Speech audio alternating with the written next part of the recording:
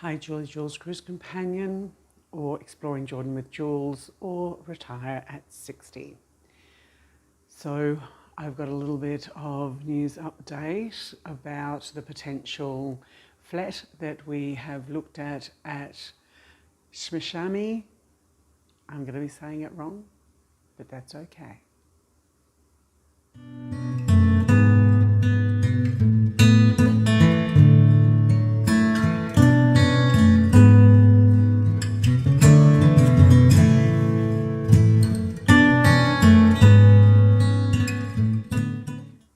So we woke up yesterday feeling pretty excited about speaking to the owner of the Shmassyami one-bedroom apartment. We went by the apartment just to get another feel for it before we called to organise the meeting, and we ran into Mohammed, the Egyptian caretaker, and he indicated that after we left the other day that somebody else came and looked at the flat and that they were going to put in an offer. So we asked Mohammed to call the owner and to confirm that the property has been sold, but they indicated that they still were unsure and so called back later in the evening. So we woke up early in the morning excited about the potential, and then we had this plummeting pit when we got that news. So we went on and we had a look at another couple of apartments over at Al-Rabia, and they of course turned out to be an absolute disaster. One of them was one that I had sent through quite a while ago, a bed set, which is basically a one-bedroom. The layout is always good, but it's the location and the rest of the building structure, and when you look out the window and what you see, and the street on how it's tended or not tended, and how many vehicles, because there's no parking. So that the Shmassyami one is so much nicer, cleaner area. It's a better area. So that's why we really have our heart set on the Shmassyami apartment. Anyway, so come 6 o'clock after the call to prayer, we still didn't have any news, so we waited, because maybe after call to prayer the owner has gone to have something to eat. So we just waited, and we got the call about 8 o'clock last night to say that the person who had expressed an interest in the apartment has not yet paid a deposit, and so that potentially this morning, if that deposit still hasn't been paid by early this morning, that the owner will have a conversation with us and we have a capacity to be able to put in a formal offer.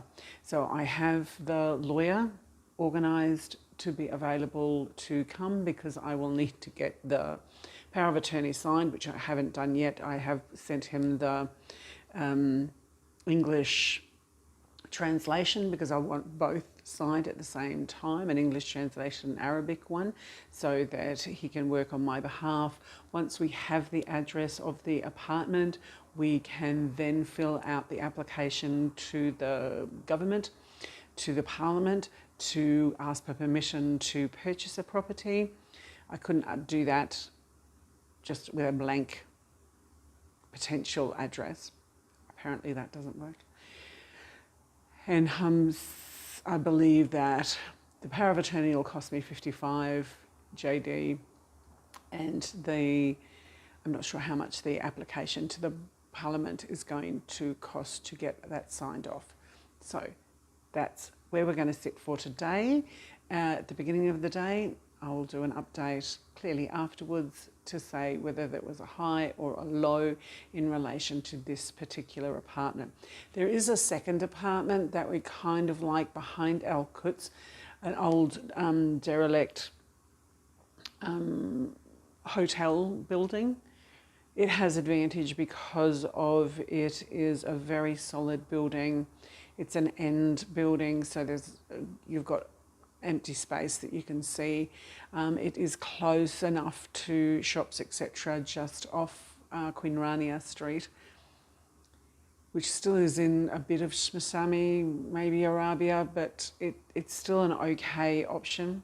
The negative thing about it is it needs complete gutting, but it is 2-bedroom, a salon, a kitchen and a bathroom.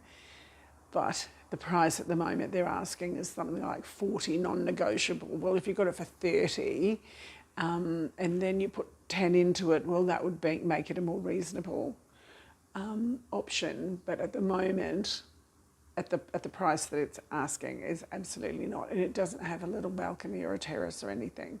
So the advantage of it, it's a very sturdy, strong looking building. There's no obvious cracks or land movement, etc. And it's actually on bedrock, and behind it is a massive wall, a bedrock of a hill or a mountain is behind it. So it is actually on bedrock, so it's not going to be moving whatsoever. It's not an overly young building. I think it's 13, it's less than 20, I think, but there is another option.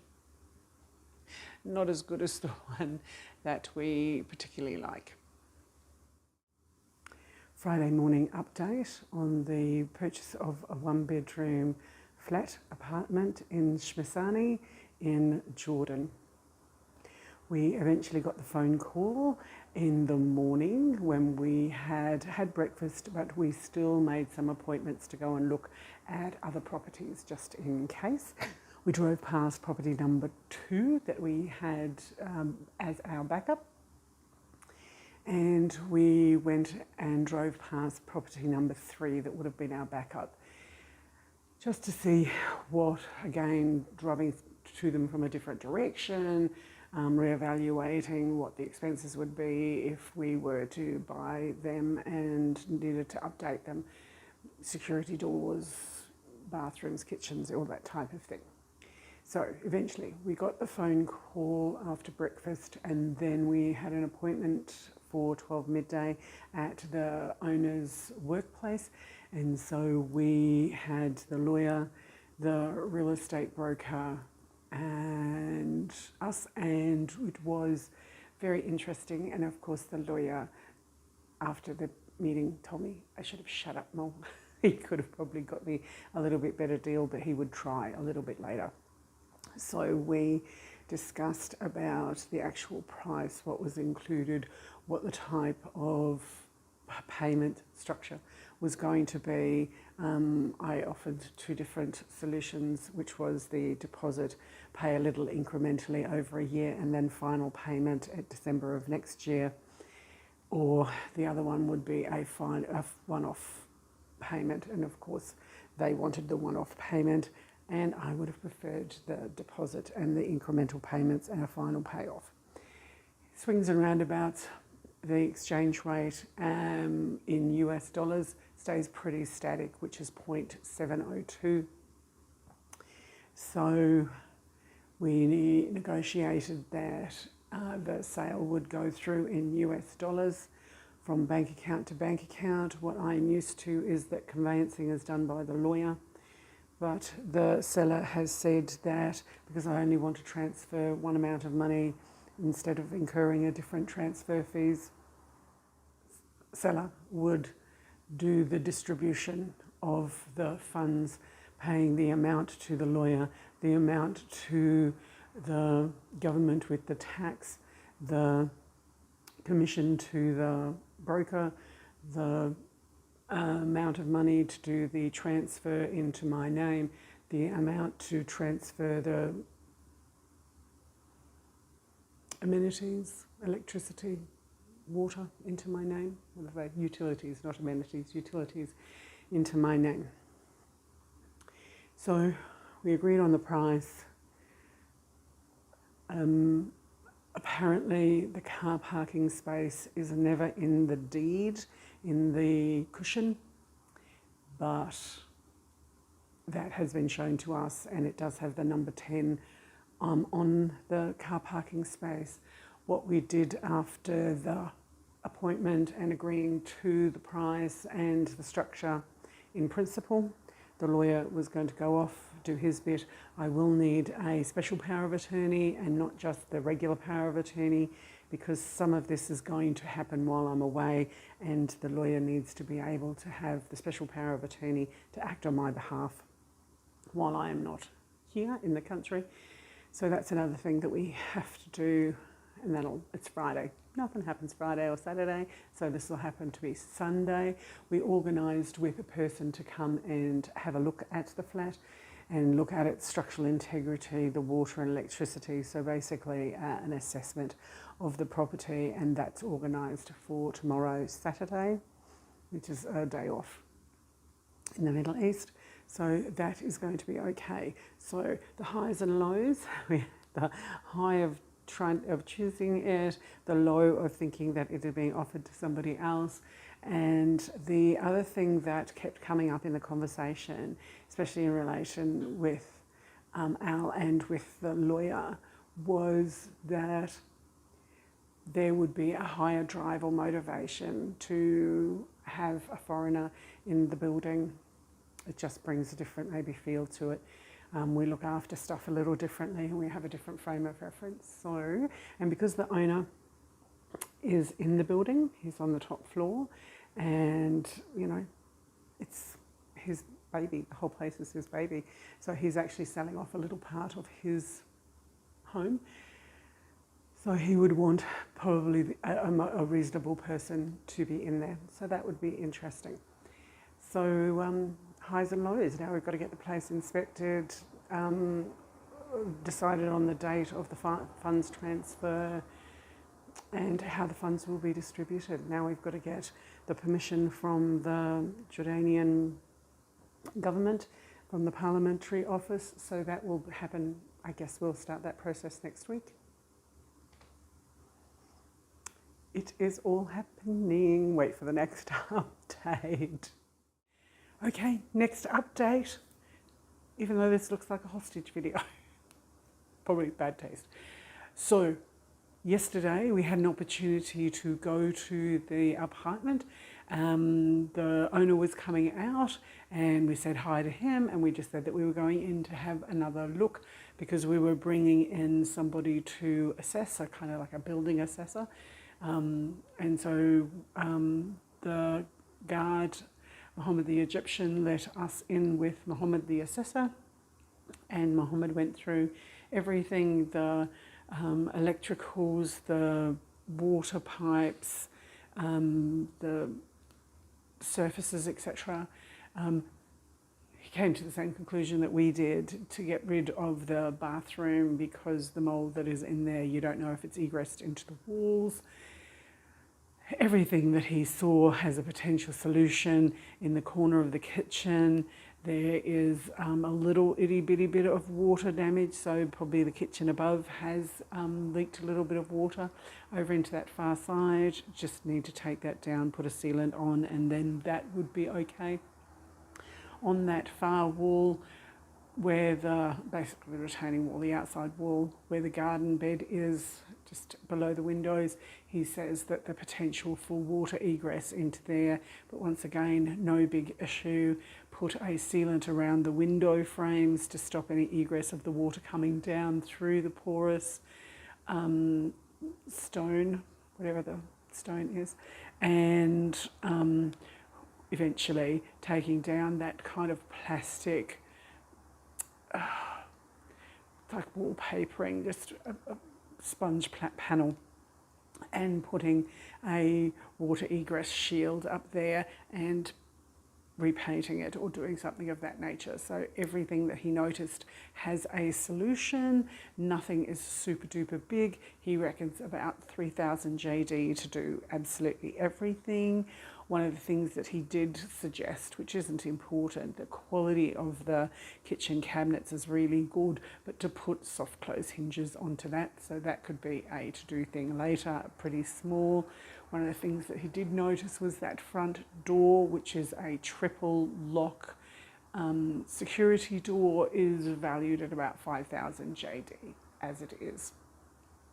I think there's 1 or 2 TVs that are in there. That is no big deal because I don't do TVs. We checked the mattress. We knew the mattress was going to have to go. We checked one of the settees, and of course that's a divan settee. You click it together and then opens out into a king size, king single. So, and then you can put the 2 other settees together and put a sheet over that, and so that could act as a casual bed as well. He suggested a different way to rearrange the kitchen. We're putting the table over beside the dividing wall and leaving the fridge exactly where it is. That has merit as well. I was thinking of moving the fridge over to the other side. Just have to wait and see. And then during that time, Muhammad the Egyptian showed us how the dining room table actually extends. So it's got those really funky red chairs, which are triangle seats. Interesting. And it's a kind of an oval table that has kind of some leaves underneath. So they must click completely up. He just showed us that the sides did move because it was a narrow, thin-looking table.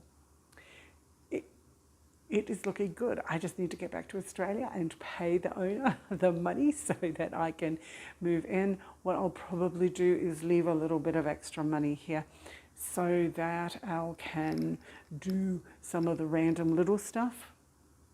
And even by the time that I come back in June, April or next year, for the few weeks before I get here, demolish the bathroom area and have that in preparation for me to decide what I'm going to be doing with that, because that will only take probably a week or 2 to complete once it starts, but it's the demolishing part that takes the longest, and I will want to put kind of sealant, extra water, vape barrier or whatever around that bathroom to make the bathroom more of a wet room rather than a tub or having a shower pan.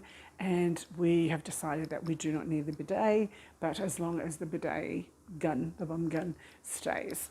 I was happy with that. So yeah, we're quite happy to get rid of the bidet, and then Al just wants all of the piping to go in the wall instead of going down into the floor. That just sounds like a lot of money to me, but we'll just have to wait and see.